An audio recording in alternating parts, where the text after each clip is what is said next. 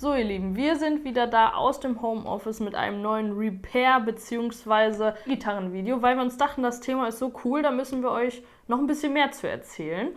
Heute einmal mit, wie wechsle ich meine Saiten und wie kann ich meine Gitarre pflegen mit einfachen Mitteln von zu Hause. Da wird euch der Leon jetzt gleich wieder mehr zu erzählen und der wartet auch schon, also hole ich ihn mal rein.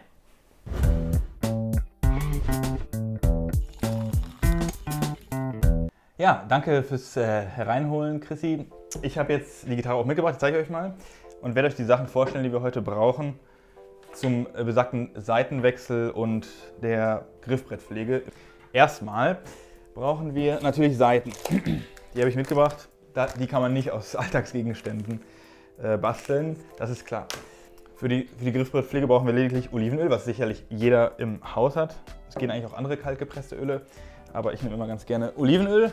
Ansonsten nur noch ein Zewa-Tuch, ein Küchentuch und ich habe es hier schon in der Hand gehabt, ein Messer. Ein normales Streichmesser, was am besten nicht scharf ist. Wir wollen ja nicht, dass der Gitarre etwas passiert. Der erste Step, den wir jetzt machen, ist, wir müssen die alten Saiten, die jetzt hier schon dumpf klingen, die müssen mal runter. Die sind jetzt schon ein halbes Jahr drauf und das ist bei einem regelmäßigen Spielen einfach zu lange. So, hört sich das an? Genau. So, letzte Seite ist raus. Jetzt habe ich ja gesagt, habe ich das Messer hier dabei. Das brauchen wir, um jetzt diese Seitenhalterpins rauszudrücken oder rauszuhebeln. Ich hebel das hier so drunter. Genau. So sehen die aus. Die sind jetzt hier auch übrigens schon sehr abgenutzt. Die müssen halt auch alle paar Seitenwechsel mal ausgetauscht werden. Im Zweifel kann man auch einfach von unten, weil die Dinger sind einfach im Korpus tatsächlich drin, gegen drücken. Man sieht es jetzt nicht, weil es innen drin ist, aber so kriegt man die auch raus. Und bei so Klassikgitarren, die auch viele Leute kennen, gibt es natürlich andere Seitenhalter. Da muss man noch so eine Art Knoten machen, wo man sich am besten als kleiner Tipp am Rande daran orientiert, wie sie vorher auch also reingeknotet waren. Hier diese Brücke, die natürlich nur lose drin ist und von den Seiten gehalten wird, die muss man natürlich auch ab und zu mal säubern. Und was wir jetzt machen, ist einfach nur das ein bisschen nass machen und dann hier einmal ordentlich drüber gehen. Da setzt sich auch immer so Feinstaub ab und Legenden sagen, dass es den Gitarrensound oder die Schwingung der Saiten negativ beeinflusst. Wieder reinsetzen, wie gesagt, das liegt jetzt nur drin. Bevor wir die neuen Saiten reinnehmen, muss jetzt im nächsten Schritt das Griffbrett gepflegt gereinigt werden. Dafür dieses Küchentuch nehmen, einmal in Wasser halten, ich habe nicht zu nass sein, und dann in Maserrichtung der Seite von oben nach unten oder von unten nach oben. Und jetzt seht ihr auch leicht verfärbt, das wollen wir nicht in Zukunft. Als nächstes kommt das Olivenöl zum Einsatz. Da brauchen wir wirklich nur ein paar Tropfen, passt gut, hier ist auch nicht mehr viel drin. Und träufeln ein bisschen hier drauf, wirklich nur 1, 2 Tropfen, ganz langsam. So. Das wird locker reichen. Das Olivenöl wird jetzt auch im gleichen Stil wie das Reinigen, quasi von oben nach unten aufgetragen. Das soll das Holz quasi vor Erosion schützen. Das ist quasi so eine Schutzschicht am Ende des Tages. So, jetzt ist hier eine gute Schicht Olivenöl drauf und die muss jetzt tatsächlich einfach eine halbe Stunde einwirken. So, eine halbe Stunde später finden wir uns hier wieder und man sieht, das Griffbrett sieht schon deutlich besser aus, nicht mehr so nass. Das Öl ist also eingezogen.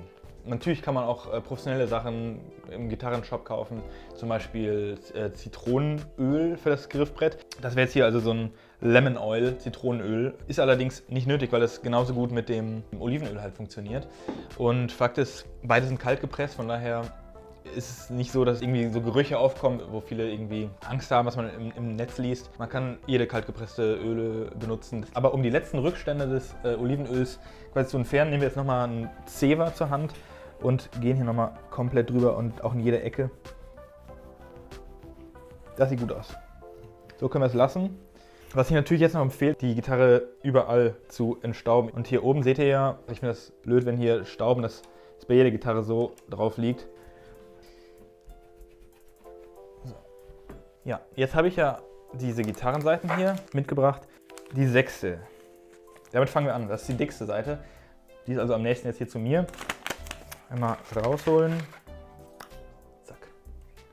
Jetzt habe ich ja gesagt, habe ich die neuen Seitenhalterpins dabei. So sehen die alle aus. Die sind genormt und alle gleich groß, deswegen ist egal. Ich fädel erst einmal dieses Ende mit dem Ring hier durch und stecke dann diesen Seitenhalterpin hier drauf. Im nächsten Schritt, ich halte es hier gedrückt, dann nehme ich aber, weil die Oberfläche natürlich extrem klein ist, lieber das Messer und halte es so hier drauf. Dann schiebe ich das andere Ende des Bundes, der Seite hier durch und ziehe es auch schon mal ein bisschen weiter durch, damit ich nicht Ewigkeiten kurbeln muss jetzt mit der Hand. Etwa so. Das sollte reichen. Zack, ich drehe es jetzt einfach auf. Das dauert jetzt ein Weilchen, aber geht auch fit. Hier muss ich die ganze Zeit übrigens mit meiner rechten Hand draufdrücken, damit es nicht rausflutscht. Jetzt hören wir schon langsam Ton. Ist aber noch mehr Spannung drauf. Super. Aber jetzt werden erstmal die anderen Seiten draufgespannt, genauso wie ich es hier detailliert gezeigt habe. Dann bis gleich. So, jetzt sind wir hier auch dann endlich bei der letzten angelangt. Zum Glück haben wir einen kleinen Cut gemacht, das dauert natürlich immer ein bisschen. Jetzt nehme ich mal mein Smartphone heraus und habe hier auch so eine Stimmgerät-App drauf. Was ich empfehlen kann, ist diese Fender Tune-App hier, so sieht die aus. Dieser satisfying Ton.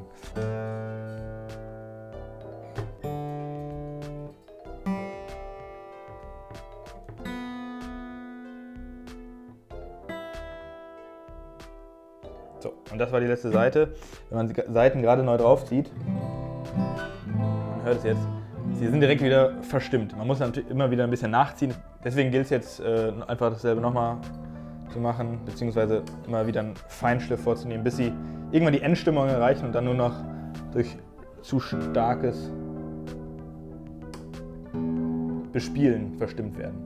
Was ich euch noch kurz zeigen wollte, als letzter Nachtrag, diese schwarzen alten Pins und die neuen, die ausgetauscht werden mussten, sind gleich aufgebaut. Achtet darauf, dass diese Rille, haben sie alle, hier, ich zeige es mal kurz, die haben alle so eine Rille. Die muss immer ausgerichtet sein zum Kopf der Gitarre hin.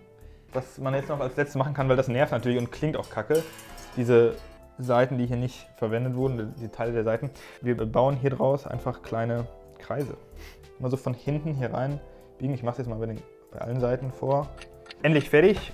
Jetzt scheppert hier auch nichts mehr rum. Die sind alle verwoben. Sieht auch gar nicht mal so schlecht aus, finde ich. Genau, falls euch das Video gefallen hat oder ihr noch andere Vorschläge vielleicht auch habt, was ihr noch wissen wollt, schreibt gerne in die Kommentare, lasst uns zukommen. Mir hat es Spaß gemacht und ich verabschiede mich für heute. Danke fürs Zuschauen und bis bald.